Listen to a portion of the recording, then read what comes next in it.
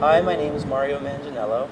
I started writing poetry in high school about freshman year, and I really got interested. And the thing that got me interested in it was I had a lot of anger issues. I didn't know how to express my anger, and I had an awesome teacher that introduced us to poetry. So I was able to express myself in a positive way and not get in trouble anymore, which was nice. It feels awesome. It feels awesome to get my word out, but also it feels good to go to hear what other people have to say, hear other people's stories, kind of share our stories. You feel when you share somebody's story and you tell your own story that you really get connected to them. You feel like you get to know a piece of who they are and you really connect with each other. I suffer from dyslexia, like brain anorexia. My mind knowledge can't be fed. It's like it's dead or even malnourished. But when I get on the mic, I flourish. It's called ADD, my attention definitely disorderly. Looked at as stupid, but I always knew this wouldn't be easy. Some act sleazy. They say I'm slow, but I spit educated flows, hit harder than body blows, leave them with a broken nose. Some teachers had love for me like preachers, letting me know how to be educated. That was clearly stated. Kids said I was in a stupid class, but I would just laugh. I may learn on the slower path, but my dreams still attached. In a way, being a little mentally disabled really did enable me to open my eyes and see those who truly have stupidity. People might think that they're better, but they've never been through stormy weather. All they did was grow up rich. That doesn't mean shit.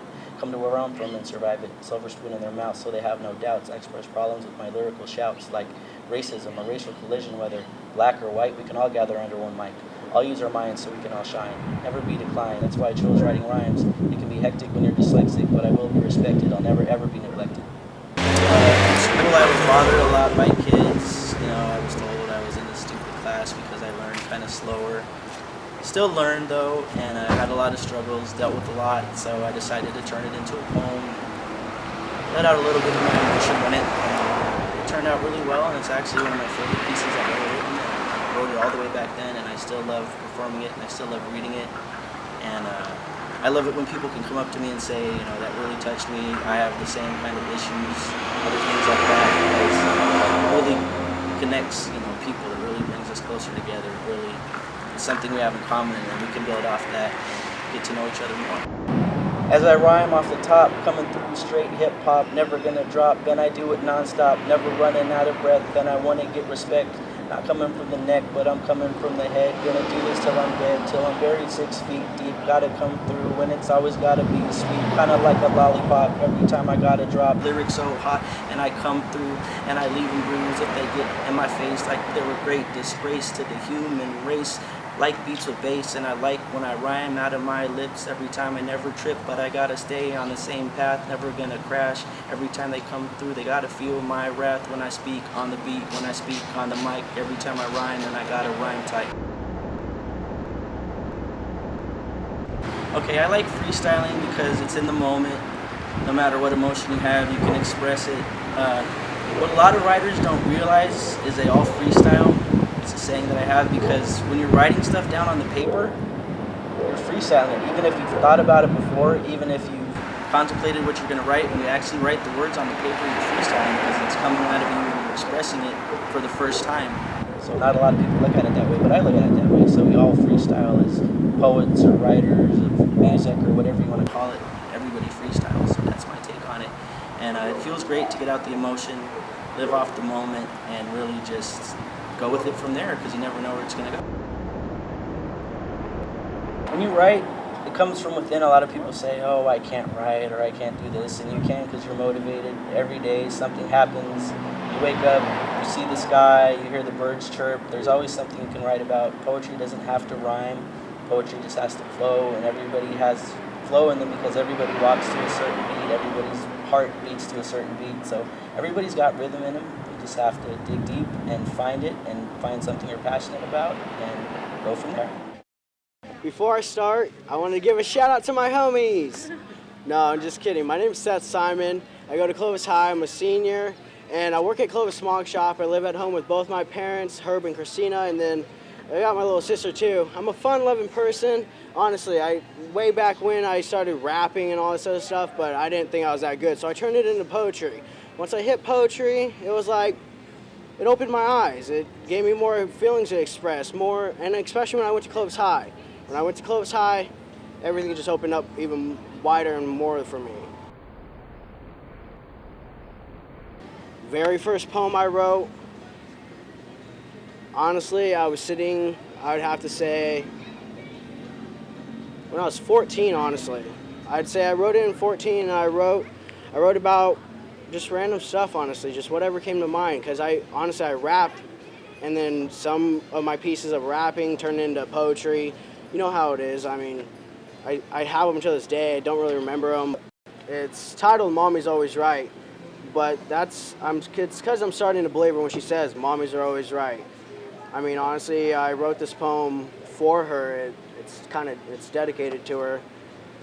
It's kind of heartbreaking, but it's something she doesn't totally agree with. It's cool, whatever, but it's titled Mommy's Always Right, and I broke it to her, and let's just say it, yeah? I presented it to my mom like this. I told her, you can love me for this and keep me, or you can hate me for this and leave me. One or the other. And it's titled Mommy's Always Right. I love my mom with all my heart. She's always the top of my head, never below them. I guess I'm going to chance my luck with this heartbreaking poem. Don't run through the house with scissors, my mommy says. It's not polite to stick your tongue out at people, my mommy says. And watch out for the girls, my mommy says. Well, my mother's not the bad one. It's my choice to smoke cigarettes, but that's not what this is about. It's about my right leg full of regrets. I'll tell you, when I was 16, I got my first tattoo. I did it to myself on my thigh. I put Jesus' name there to remind myself when I'm looking down to pray to the sky. As the needle touched my skin, I lied to myself and said I'm doing this because Jesus died for my sins. Well, that was a load of crap because I got another one. A little wolf howling at a full moon, but eventually pretty soon, it faded into a German Shepherd howling at a crescent moon. When I was 5, my mommy says, Seth, you promised me you'll never get a tattoo. Of course I promised her. I mean, I'm 5 years old. What else am I supposed to do? It's not that I'm against it. It's just not for me. But so many people get them, I thought it'd be one of those trendies. Some people get them as recreational and pretty. I guess I got the wrong professional because my work is shitty. Speaking of how shitty it is, I have to look at it every day when I go to the bathroom. The thought of my mother finding out makes me feel like I want to wrap up like a caterpillar in a cocoon. I'm scared, honestly. To lose my mother to stupidity, I am dreading the thought nervously. But really, with this, I'm making a promise. Never Ella Ink or Ink Master. Not even a close friend. Mom is always right. I'll never get tattooed again. Everybody has life stories. Some are exciting and some are boring. Like a soldier in Vietnam fighting for our freedom, barely making out alive, later receiving a letter asking for divorce by his unfaithful wife. Or a black person in Chicago, trying to make it to the NBA, but blowing out his knee in the 4th quarter of the championship game. A man that stands alone, minds his business every single day, gets beaten all the time because he chooses to be gay. Now, what about the mother of 5 loving children, diagnosed with breast cancer and a death card, having to spread her ashes, her children do it across the entire backyard? Now, I heard a story. I heard a story from a 17-year-old young man. He tells me he's scared every single day of his life, thinking that to come back and never leave him alone. The images don't know what frightened him, but the thousands of voices that gnaw on him like a bone. His father, a bipolar schizophrenic. For 14 years, he knew he had that certain gene. Never did he thought the day would come where he would hear voices so clearly. All he was doing was smoking weed one day, till he noticed he got way too pissed and he sighed. That was the day that would come. That was the day he should give his life a kiss goodbye. 2 months later, he broke down to his mother, yelling and crying as he says, I hear voices! His mother rushed into the hospital as the doctors gave him a couple choices. In and out of mental hospitals, taking medicine every single day, wanting to kill himself several times, thought his life was over and done with. You would too if you had multiple minds. He wanted me as father for the first time. So listen to me and get this. A 15-year-old boy flew all the way to Texas. He never got to meet his father, but when he tried being a good son, his dad told him to get lost as he pulled out a 12-gauge shotgun. I'll never forget the day he saw his father in handcuffs and his chances blown. He just stared the boy down, blank emotion. Mom was right, he lacked a mind of his own. In this story, well, I don't even know what to say. Ever hear the saying, like father, like son? To this day, that boy just prays, praying for a better life. He looks to the sun. That's the story of the 17-year-old young man. I'm not sure if this is the right timing, but that bipolar schizophrenic, his name, Seth Simon. Honestly, everything I say in that poem, everything's true. I mean, from going from the soldier to the mom with 5 children, I mean, stuff like that can happen. But that's the thing, that's all by chance. Honestly, the reason why everything's happened to me in the past is it's self-inflicted, honestly. Honestly, I caused my own situations to go wrong.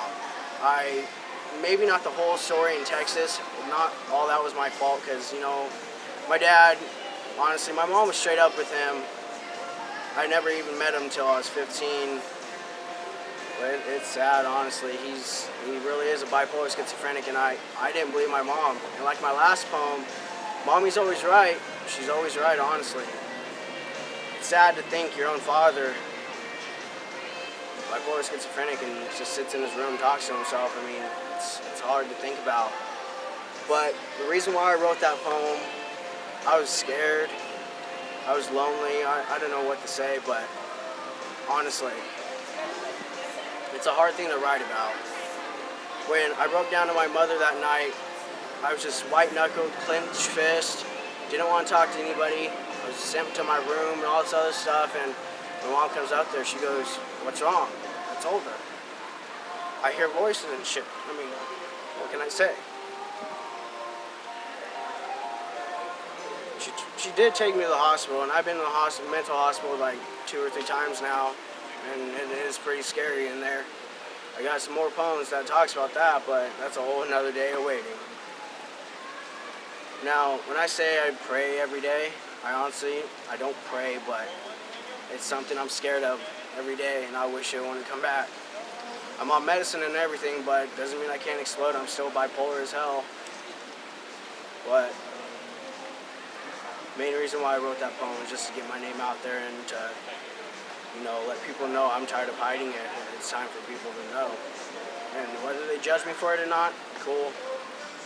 I'm still Seth Simon, and I'm a fun-loving guy, I guess. Honestly, that slam, it was much easier for me to perform because I already did it at another slam, and I choked on that one. Not that I was scared of people knowing, but scared of failure, I guess. What if I'm not okayed by the society? Why am I not allowed to be friends with people? It's just so many questions hit me every day, and so many questions hit society about my disorder, I guess you would say. I want them to be answered because everyone from my school, everyone that knows me, they've heard that poem, and for some reason I haven't had one person say, "Seth, I don't want to be your friend because of it." Honestly, I feel good about letting people know. It's not that hard, honestly. It's just, once I finally came out 2 months after, Mom accepted me for it. She knew what was happening. She's been through it before with my dad. So, I guess I wouldn't say it took courage or anything to come out and say it. It was just, I was open about it. Homie Jacob! I was so open up with my homie. He moved to Pismo a while back, but that's not anything. Still visit me once in a while, but yeah, that's out to the homie Jacob. But anyways, I don't know, this is hard, honestly. If I would give any advice as being a poet, write every feeling down you have on paper. And doesn't matter if it comes out to your standards, anybody else's standards, it doesn't matter. As long as it comes out, that's the best way to do. I just put feeling to paper, comes out as a poem, I guess you'd say. But just work on it, honestly. You just gotta work on masterminding your own pieces. My name is Shelly Fairbanks, and I'm from Clovis, California, and I'm a poet. When I was in freshman year, I took a class for forensics, which is public speaking, and my coach, Lou Standifree, he introduced us to slam poetry and showed us some videos of local poets and poets that he really likes. And I thought, hey, that's pretty cool. And he gave us an assignment to write 20 or 15 lines on something that we all decided on, and I really liked it, and he said I was really good at it, so I wrote more and more. Mostly it's at the local slams, like there's one in downtown Fresno, the Beatdown Slam. I perform there regularly, and my coach actually has a youth-only slam that he hosts, and I go there as well. When I was a young girl, every time I tripped and fell, my mother would look at my hands, elbows, and knees. If I was cut, she would hand me a Band-Aid and tell me to be careful. Well, my grandma would look at me no matter the cuts on my elbows and say, nothing's broken, she's fine, and send me off again because my grandma is a tough woman. She rides horses and doesn't let her age define her ability. And my mother is a tough woman. She raises 3 kids and doesn't let the lack of a husband get in the way of her doing so. Yet despite these two being in my life, I am not a tough woman. After my father left, my mother pulled me out of school to go to a place I'd never seen before. They sat me down in a room with some paper and crayons and told me to draw how I was feeling. As the woman asked me questions, she asked my mom some things, and my mom pointed out that I would cry over every little thing, which is true in those days. I went one more time, and both times that woman I didn't know told me to pull back on the reins. Back then, I didn't know that the woman I was talking to was a therapist, but I told my mother I didn't need one. I thought I was tough enough.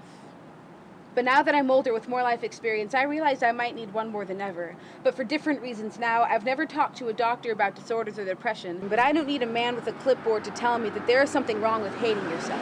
And I don't need cuts on my wrists to tell me that I'm not as happy as I could be, but people seem to think that I need visible scars and a permanent frown to be allowed to say I have a problem, because apparently I don't look the part. But if you look closely, I have dark circles under my eyes from the countless nights of sitting alone with a laptop, because I had found a website called the Thoughts Room where I could type in all my problems and it would disappear from the screen, an animation of crumbling and falling that I found to be of comfort. If you see me at home, you'll see a box and a jar, a box full of things that I love, little notes from my friends that I've collected over the years, small notebooks of thoughts and things that are soft to the touch, a jar with a silk ribbon and a tiny light tied around it, half full of white paper stars.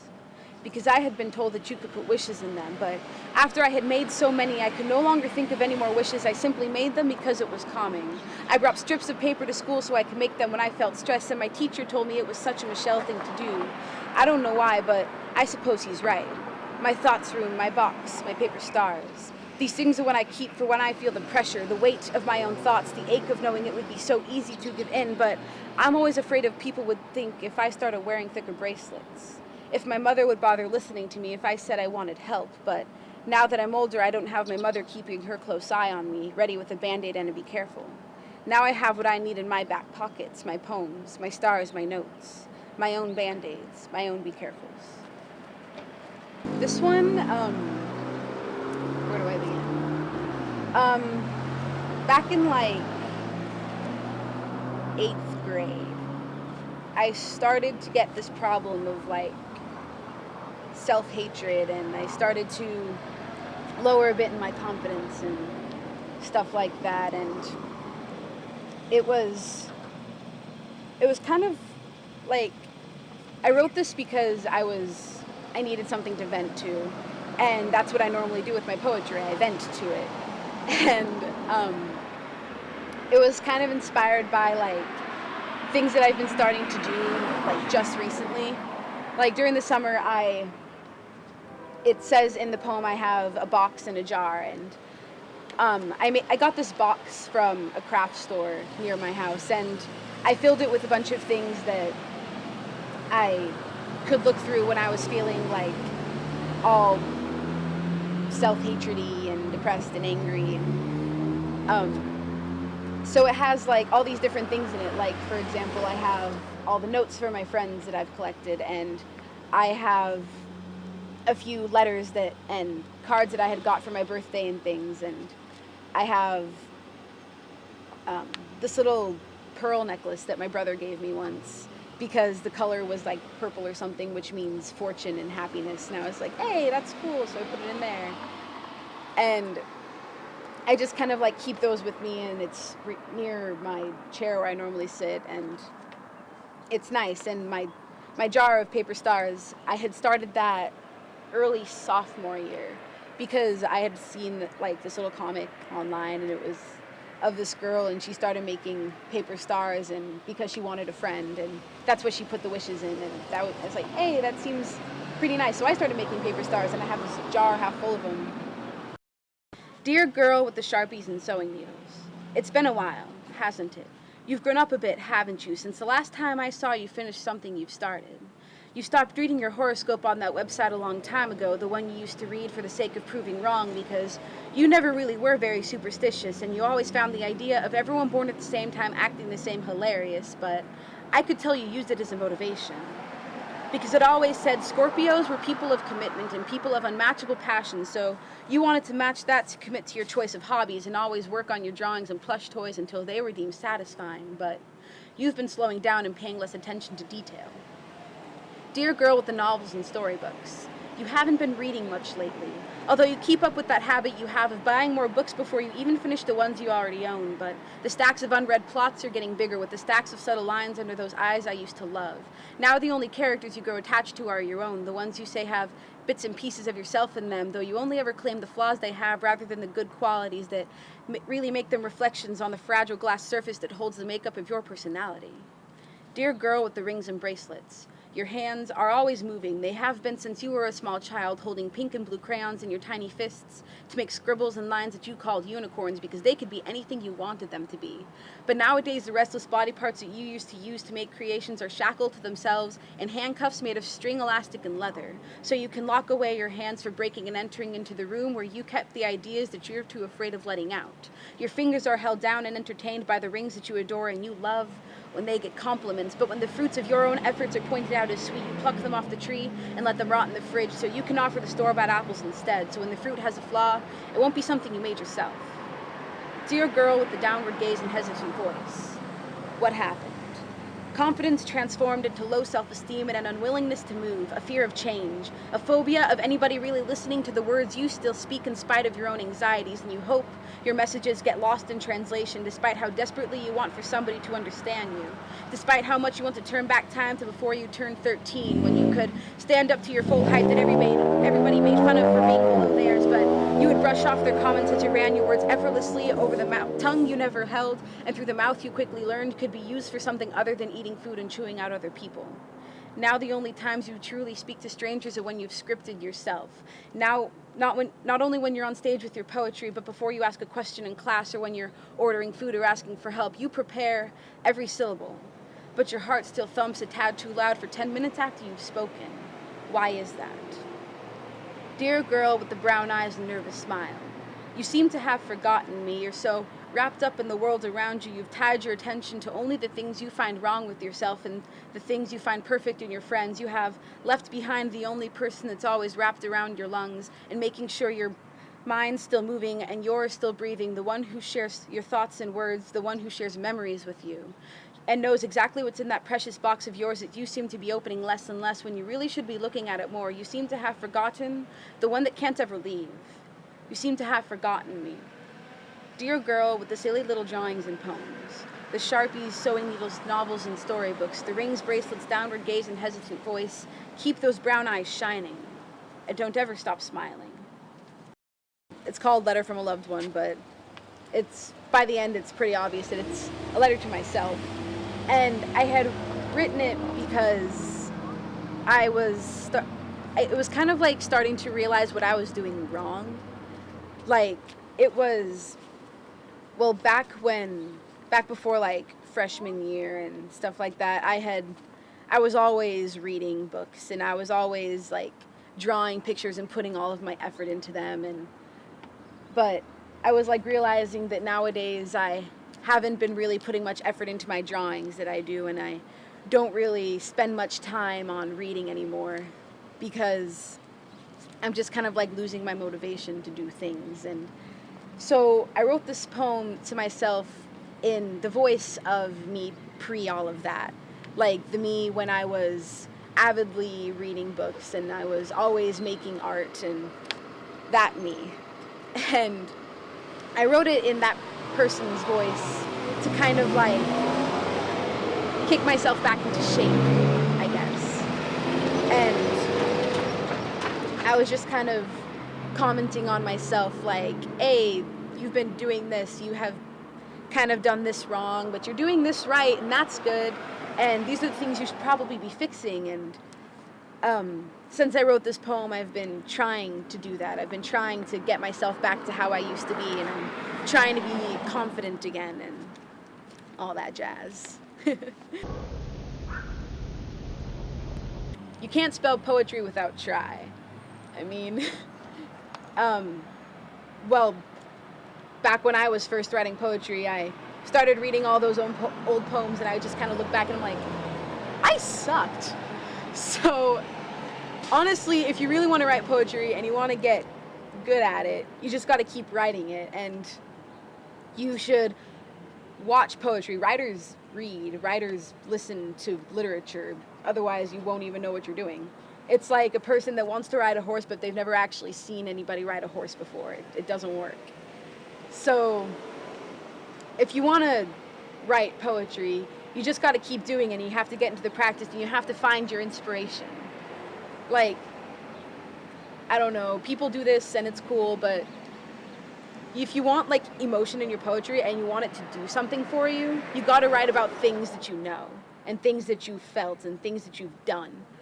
Because if I started writing poetry about being in jail, I've never been in jail before, so it's like, I don't know what I'm doing. So just like find where you are, find what you want to write, and find why you're writing. And then it could really help.